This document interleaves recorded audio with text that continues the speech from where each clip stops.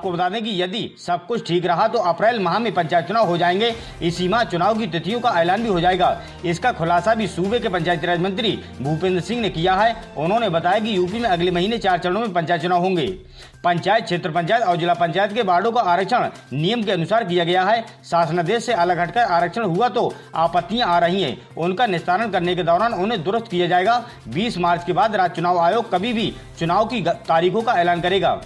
चूंकि मई में जिला पंचायत अध्यक्ष और ब्लॉक प्रमुखों का भी चुनाव होना है, लिहाजा अप्रैल तक 4 चरणों में चुनाव निपटाए जाएंगे। उन्होंने कहा कि हमने पूरी पारदर्शिता के साथ ग्राम पंचायत, क्षेत्र पंचायतों और जिला पंचायत के वार्डों का आरक्षण कराया है। आरक्षण में अपना राजनीतिक हित नहीं देखा है। बागपत और शामली जिले के जिला पंचायत कभी आरक्षित नहीं हुई थी, लेकिन इस बार इन दोनों जिलों की जिला पंचायत अध्यक्ष पद आरक्षित हो गए। इसी तरह प्रदेश में 87 ब्लॉक प्रमुखों के पद कभी आरक्षित नहीं हुए थे, इनमें सैपाई भी शामिल था। इस बार ऐसे सभी इलाकों को आरक्षित करने का काम किया गया है। इसके बाद भी जहां आरक्षण को लेकर सवाल खड़े हो रहे हैं, वहां आपत्तियां दाखिल हो रही हैं। 8 मार्च के बाद आपत्तियों को पूरी निष्पक्षता के साथ निस्तारण कराया जाएगा। कहीं गलत हुआ तो उसे ठीक करने का काम डीएम की अध्यक्षता वाली कमेटी करेगी। 15 मार्च को आरक्षण की अंतिम सूची का प्रकाशन कर दिया जाएगा। आपको बता दें, ग्राम पंचायत चुनाव में सबसे अहम पद ग्राम प्रधान का होता है। हर एक ग्राम पंचायत में एक प्रधान चुना जाता है। शासन जो भी कार्य के लिए पैसा भेजता है उस पर पहले प्रधान साइन करता है, फिर ही खर्च होते हैं। ऐसे में ग्राम प्रधान बनने के लिए अनिवार्य योग्यता होती है। ऐसे में आज हम आपको बताने जा रहे हैं कि प्रधान बनने के लिए जरूरी योग्यता क्या है, ताकि नामांकन फार्म खारिज न हो जाए।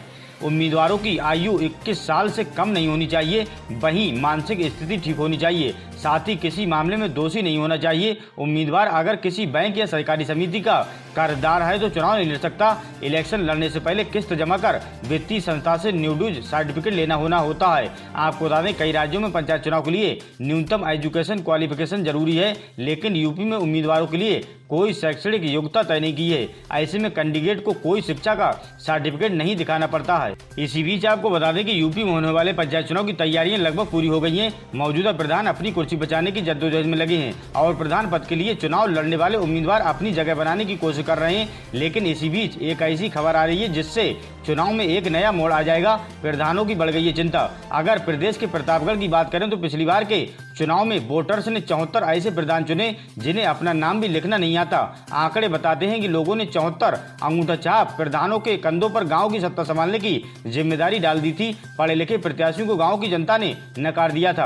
अब इन प्रधानों के हाथ में विकास की बागडोर दे दी गई थी। हालांकि अब इनकी मुश्किल बढ़ सकती है। ताजा आंकड़ों के अनुसार 1193 गाँव में 5 लाख नए मतदाता आ गए हैं। ये वोटर्स युवा हैं और ऐसे कई वोटर्स हैं जो किसी न किसी वजह से पिछली बार के पंचायत चुनाव की वोटर लिस्ट में एनरोल नहीं हो पाए थे, इसलिए वोट नहीं दे सकते थे।